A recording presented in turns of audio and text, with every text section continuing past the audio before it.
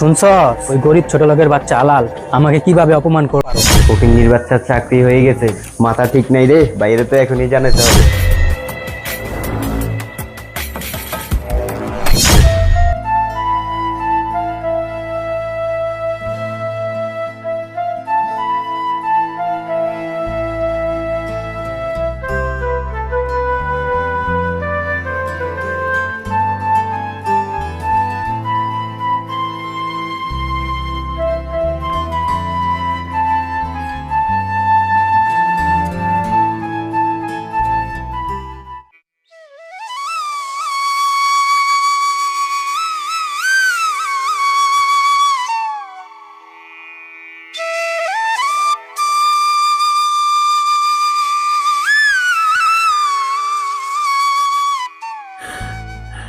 হ্যাঁ, এত বেলা হয়ে গেল, ছোট ভাই এখনো খাবার নিয়ে আইলো না। দেখি আর একটু কাজ করে দেখি ছোট ভাই আসে কিনা।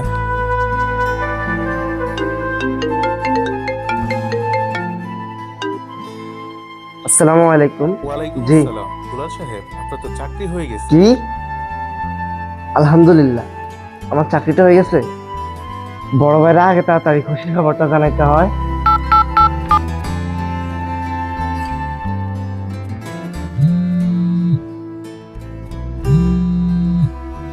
কি হইলো, ফোনটা ধরে নাকি?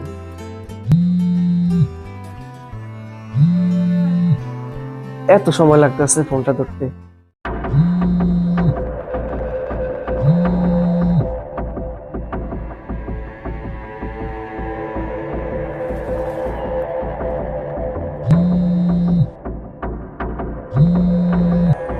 হ্যালো হ্যালো, আসসালামু আলাইকুম পাঠান সাহেব। ভাইয়া বাসায় নাই, আমি মফিজ। ও মফিজ ভাই? হ্যাঁ আমি মফিজ। কি বলবে দুলাল? আমি তো চাকরি পাইছি, এই খুশির খবরটা আমার আলাল ভাইরে জানাই দিয়ে। কি? ছোট লোকের বাচ্চার চাকরি হয়ে গেছে, তাইলে আমাদের জমিতে কাজ করবে কি? আচ্ছা দুলাল, আমি ভাইয়ারে তোমার ভাইয়ার কাছে এক্ষুনি পাঠাইতেছি। আচ্ছা ঠিক আছে ভাই, তাহলে পাঠান ভাইরে বলে দিন। ফকিন্নির বাচ্চার চাকরি হয়ে গেছে, মাথা ঠিক নাই রে, বাইরে তো এখনই জানাতে হবে।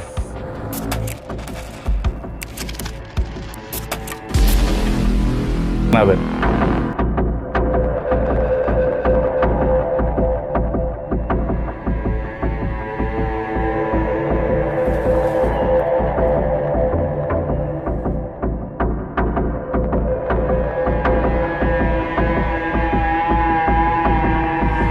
আলাল কি অবস্থা তোমার? হ্যাঁ, আসসালামু আলাইকুম। পাঠান সাহেব আলহামদুলিল্লাহ ভালো আছে।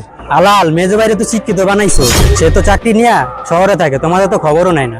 কি আমার ভাই চাকরি হয়েছে? আলহামদুলিল্লাহ, আমি খুব খুশি হয়েছি। তারপরও ছোট ভাইটারে কেন জানি পড়ালেখা করাও, এটাই তো বুঝি না। পাঠান সাহেব, আপনি আসলে কি বলতে চাইতেছেন? বলতে চাইছি এত কষ্ট করো, ছোট ভাইটারে পাশে রাখলেই তো পারো। আপনার টাকা পয়সা আমাদের থেকে অনেক বেশি, কিন্তু আমি রাখাল হলেও কোনেও সেরকম বুঝি না। ছোট লোকের বাচ্চা, দাঁড়া, তোর ব্যবস্থা অন্যভাবে নিতেছি।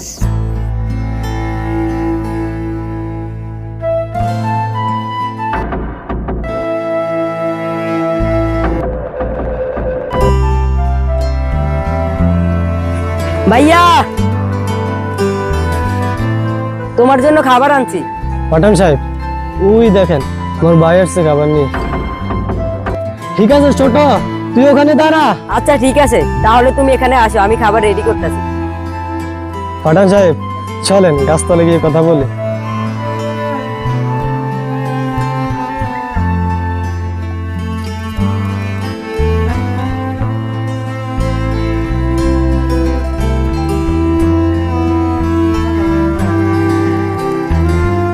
দেখছেন পাঠান সাহেব, আমার ছোট ভাই আমার জন্য খাবার নিয়ে আসছে। এর চেয়ে বেশি কি চাওয়ার থাকে বলেন? আচ্ছা দেখমনি, এরকম ভাইয়ের প্রতি ভাইয়ের ভালোবাসা কয়দিন থাকে দেখুন। ওইটা নিয়ে আপনাকে চিন্তা করতে হবে না। দেখুমনি।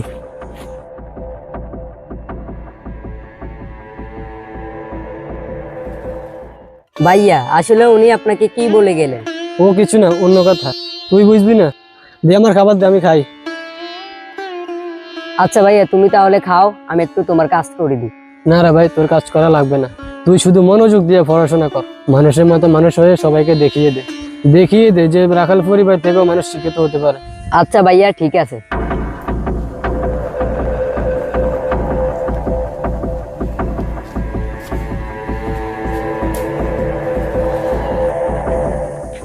ছোট লোকের বাচ্চার এত সাহস, আমাকে অপমান করে। মফিজ, এই মফিজ, মফিজের বাচ্চা তুই কোথায়? জি ভাইয়া বলেন, কি জন্য ডাকছেন? শুনছ, ওই গরিব ছোট লোকের বাচ্চা আলাল আমাকে কিভাবে অপমান করলো। কি? ওই ছোট লোকের বাচ্চা রাখাল তোমাকে কি বললো? থাক থাক, আর শুনতে হবে না। আচ্ছা বলতো, আমার কিসের অভাব? টাকা পয়সা, বাড়ি গাড়ির কোনো কিছুর অভাব আছে আমার? না ভাইয়া, আমাদের টাকা পয়সা ধন দৌলত কোনো কিছুর অভাব নেই, কিন্তু ওই ছোট লোকের বাচ্চা রাখাল যে আমাদের জমিতে কাজ করে খায়, সে তোমাকে কি বললো ভাইয়া? আগে সেটা বলো। বলে আর কি হবে, সে তো আমাকে ঠিকই বলেছে।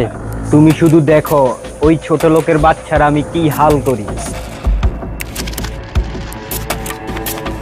এই তো আমার ছোট ভাইয়ের মতন কথা। আয় ভাই, বুকে আয়।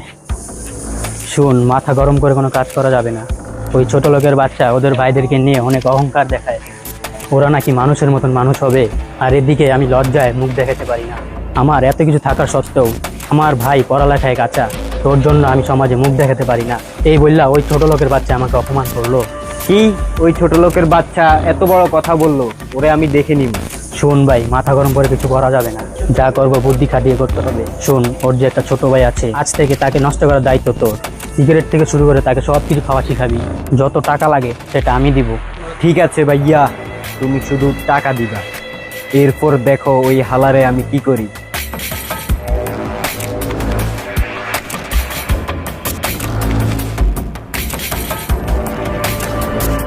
ঠিক আছে, তাহলে তুই এই দিকটা দেখ, আমার একটা জরুরি ফোন আসছে, আজকের মধ্যে আমার ঢাকা যেতে হবে।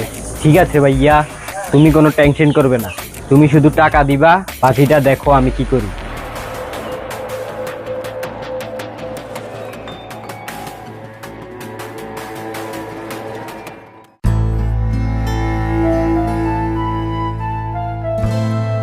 আচ্ছা ঠিক আছে ছোটু, তুই এখন যা, আমি বাকি কাজ সাইরা আসতেছি।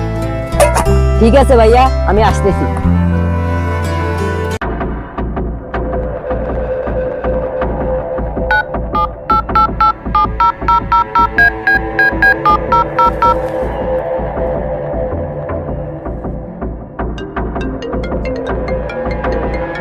শাহিদ, মফিজ ফোন দিছে, ধর।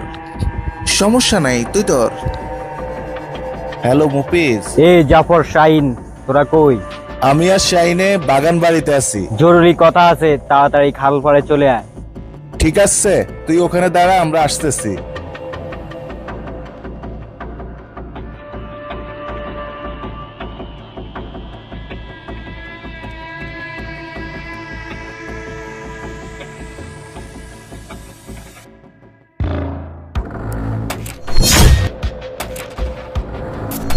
শিট, ওরা এত দেরি করতেছে কেন?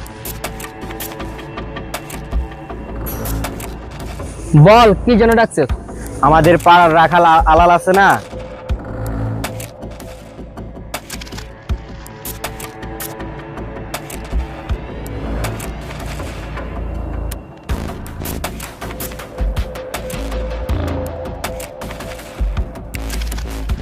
ওর ছোট বাইরে আমাকে দেখে নিতে হইব। আচ্ছা ঠিক আছে, তুই শুধু টাকার ব্যবস্থা কর, বাকিটা আমরা দেখতেছি। ওকে, ডান।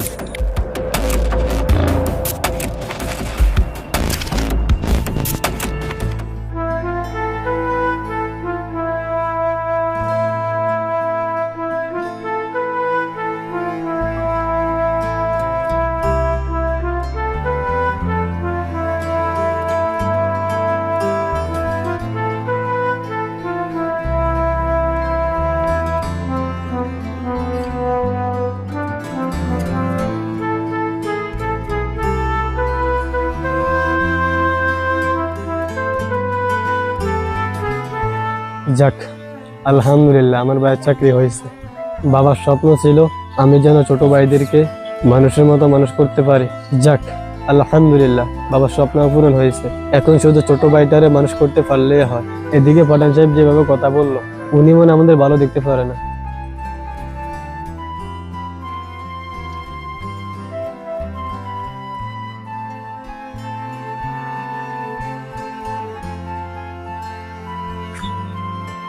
ভাইয়া ভাইয়া কি রে ছোট, তুই আইসস? ভাইয়া সামনে আমার পরীক্ষা, স্যারেরা বলছে আগামী 7 দিনের মধ্যে স্কুলের সব টাকা পরিশোধ করে দিতে। ঠিক আছে ভাই, যেইভাবে হোক আগামী 7 দিনের মধ্যে আমি তোর টাকা পরিশোধ করে দিব। ঠিক আছে ভাইয়া, তাহলে আমি ঘরে যাই। আচ্ছা ঠিক আছে, যা, আমি হাত পা ধুই আসি। তুমি আসো, আমি গেলাম।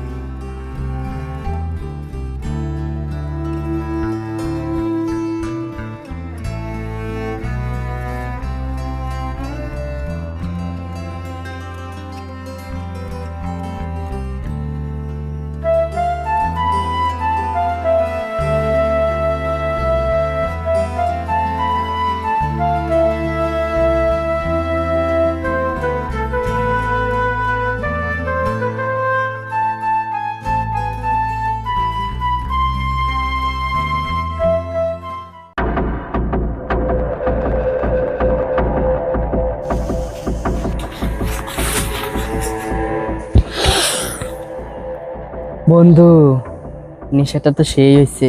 হ্যাঁ বন্ধু, সেই নেশা হইছে, শরীরে একটা ভাব আইছে। চল এবার রাখালের ভাই শালারে খুঁজে বাল করি। চল বন্ধু।